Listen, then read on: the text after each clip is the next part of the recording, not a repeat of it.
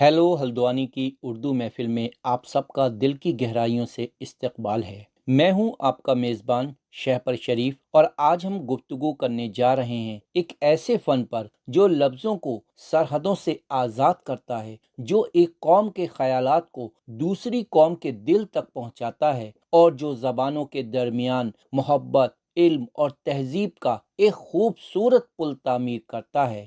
جی ہاں، آج کا موضوع ہے ترجمہ، زبانوں سے تہذیبوں تک کا سفر۔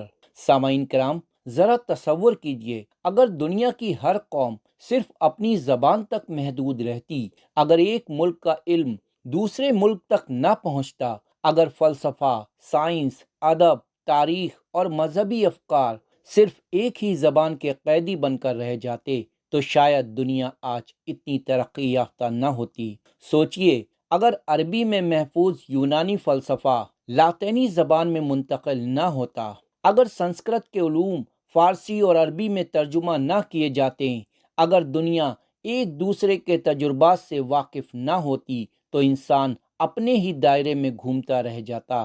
اور یہی وہ مقام ہے جہاں ترجمہ انسانیت کی سب سے بڑی علمی خدمت بن کر سامنے آتا ہے۔ سامعین، ترجمہ صرف بدلنے کا نام نہیں، یہ محض لفظوں کا عدل بدل بھی نہیں، بلکہ ترجمہ ایک ایسا فن ہے جس میں ایک زبان کے احساس، خیال، تہذیب اور روح کو دوسری زبان میں اسی خوبصورتی کے ساتھ منتقل کیا جاتا ہے۔ گویا مترجم صرف الفاظ نہیں لکھتا، بلکہ ایک پوری دنیا کو دوسری دنیا سے متعارف کراتا ہے۔ لفظ ترجمہ عربی زبان سے آیا ہے، جس کے معنی ہے بیان کرنا، اظہار کرنا، کسی بات کو دوسروں تک پہنچانا۔ اصطلاح میں ترجمے سے مراد ہے ایک زبان میں موجود تحریر یا تقریر کو دوسری زبان میں اس کے اصل مفہوم، مقصد اور اسلوب کے ساتھ منتقل کرنا۔ سامعین کرام، یہ کام بظاہر آسان لگتا ہے، لیکن حقیقت میں ترجمہ ایک نہایت مشکل اور محنت طلب فن ہے، کیونکہ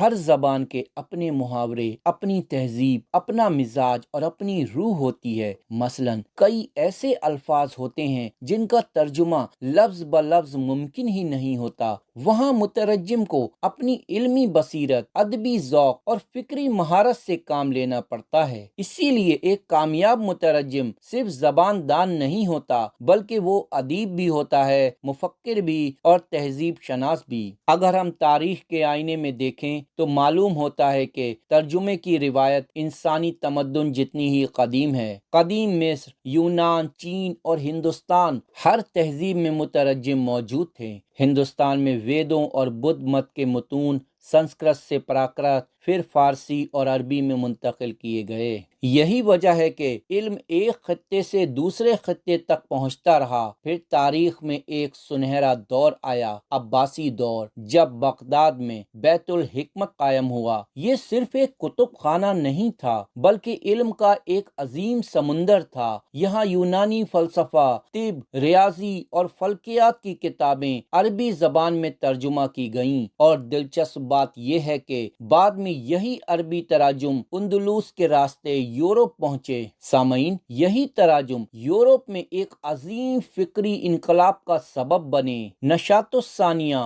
رونیسانس، یہ وہ دور تھا جب یورپ نے قرون وسطی کی تاریکیوں سے نکل کر علم، تحقیق، فن اور سائنس کی روشنی کو گلے لگایا۔ اس دور میں انسان نے سوال کرنا سیکھا، تحقیق کرنا سیکھا اور دنیا کو نئے زاویے سے دیکھنا شروع کیا۔ یہی وہ زمانہ تھا جب دنیا نے لیونارڈو ڈاونچی، مائیکل اینجلو، گیلیلیو اور شیکسپیئر جیسے عظیم نام دیکھیں، اور ان سب کے پس منظر میں ترجمے کی وہ خاموش خدمت موجود تھی جس نے علوم کو ایک تہذیب سے دوسری تہذیب تک پہنچایا۔ سامعین، ترجمہ دراصل قوموں کے درمیان مکالمہ ہے۔ یہ نفرتوں کو کم کرتا ہے، فاصلے مٹاتا ہے اور انسانوں کو ایک دوسرے کے قریب لاتا ہے۔ آج دنیا میں ہزاروں زبانیں بولی جاتی ہیں، لیکن علم کی روشنی ترجمے کے ذریعے ہر زبان تک پہنچتی ہے۔ اسی لیے آج اقوام متحدہ سے لے کر